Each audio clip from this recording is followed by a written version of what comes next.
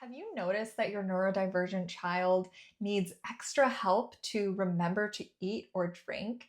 Or they might be waiting till the very last minute to go use the bathroom and even have a little accidents because they didn't realize they had to go in time. Or they might get bumps and scrapes and it doesn't even register that something has happened to their body.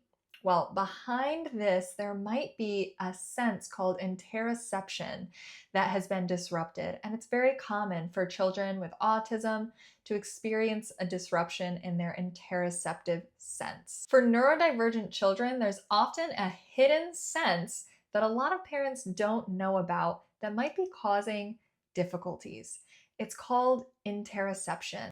In a few moments, I'll explain what interoception is and how it can make everyday moments difficult for an autistic or neurodivergent child. And stick around to the end because I'm going to give you 3 things you can start doing today to help your child begin to develop their interoceptive skills. I'm Megan. I'm a pediatric occupational therapist, and helping children build their interoceptive skills is what I do every single day, and I love it. We all know the 5 senses: sight, hearing, touch, taste, and smell.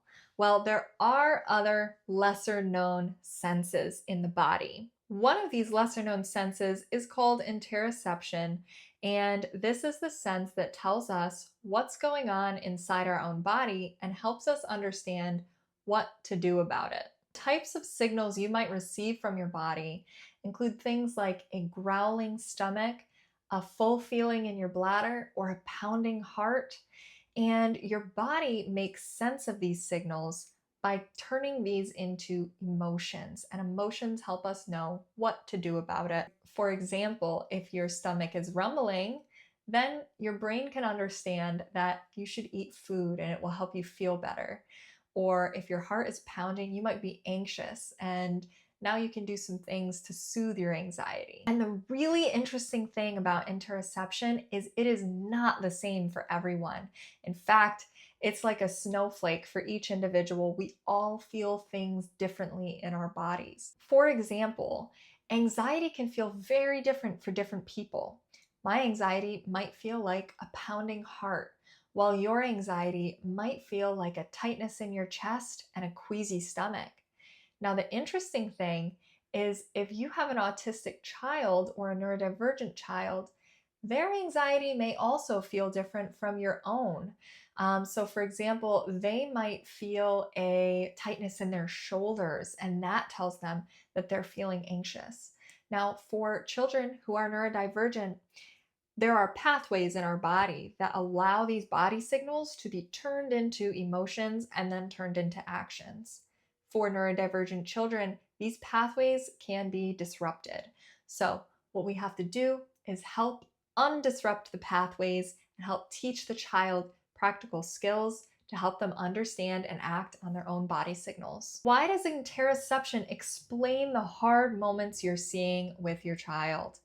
These might look like meltdowns or big emotional reactions. When interoception is disrupted, the early warning signal is too quiet. So what do I mean by that? You hear people say, oh, I have a small bladder. That means that they get the signal from their body that it's time to go to the bathroom very early. They're very sensitive to that type of body signal. But for an autistic child, they might not register the feeling of fullness in their bladder until they are about to have an accident or until they're already going. When this early warning system doesn't exist yet, it can lead to moments of frustration and meltdown. When a child's sense of interoception is disrupted, their early warning signals are not loud enough yet. And this is very common for neurodivergent folks. So frustration doesn't arrive as the first quiet rumbles of frustration. It might appear out of nowhere as a full frustrated meltdown. Or feelings of having to go pee might not come up as, oh, I'm feeling a little bit like I might have to go. They come up at the very last second before an accident because the child's body can't get those more subtle signals.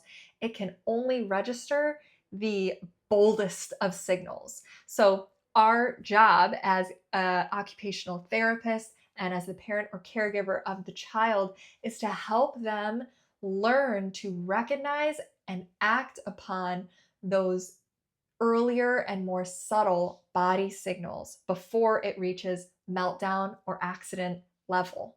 So I want to be clear.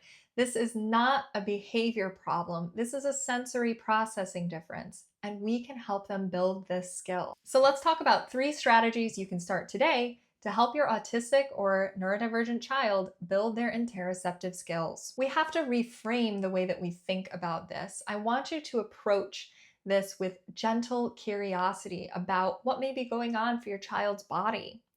Every child's inner experience is unique, and it's important to recognize that the way that you feel when you have a certain feeling might not be the way your child feels when we have a certain feeling. And research has actually shown that we're very bad at predicting how another human being is feeling in a certain moment. So, for example, I might try to say, I can see you're feeling angry, but you might actually not be feeling angry at all, and it actually just leads to you feeling more misunderstood by me. So I just want us to approach this with a gentle curiosity about your child's inner experience. Strategy 1 is model interoception. Narrate your own body signals and what you do about them out loud. So this might look like, I'm feeling goosebumps on my arms and I can feel like I'm gonna start shivering. So I think I'm gonna go put on my coat and see if that helps me feel a little warmer. And then after you put on your coat, I am feeling a little warmer.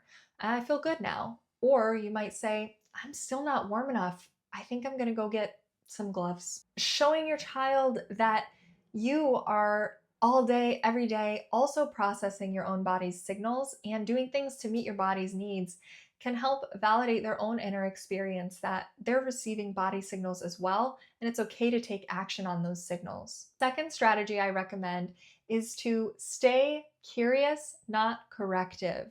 So again, every body is different. So instead of having a moment where you might say to your child, I don't think you're tired, I think you're feeling hungry. Instead, you might ask them, how does your body feel right now?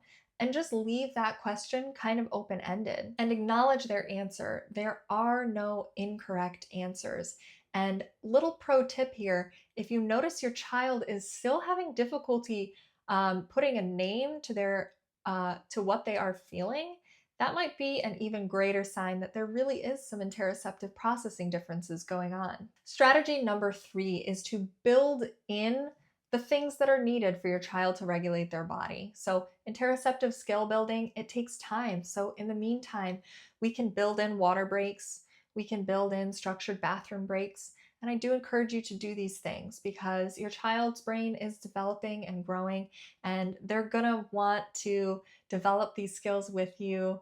And it's just gonna take some time. So in the meantime, we wanna make sure that they are healthy and comfortable. So when is it a good time to bring in support if you suspect your child has interoceptive processing differences? Some key indicators could be if toileting remains a struggle, even after the typical potty training ages, or if you've tried a lot of the traditional toileting methods and it just doesn't seem to be working. Another indication is if meltdowns are frequent and disrupting daily life. Other indications include if your child misses cues from their body that they might be hungry, tired, or thirsty, or if you notice any other bodily needs that they're not really meeting or able to express. This might be a good sign that an extra pair of eyes would be beneficial. An occupational therapist can assess areas where your child has interoceptive strengths, where they still have areas where they need to grow, and an occupational therapist can give you the path forward on helping your child to develop those skills. I love helping children build interoceptive skills. It's one of my passions, and my little soapbox is that everybody in the world could probably benefit from developing their interoceptive awareness because it helps us take better care of our own physical and mental selves. Empower Kids OT is a private pay in-home pediatric occupational therapy practice serving Onondaga County in New York State.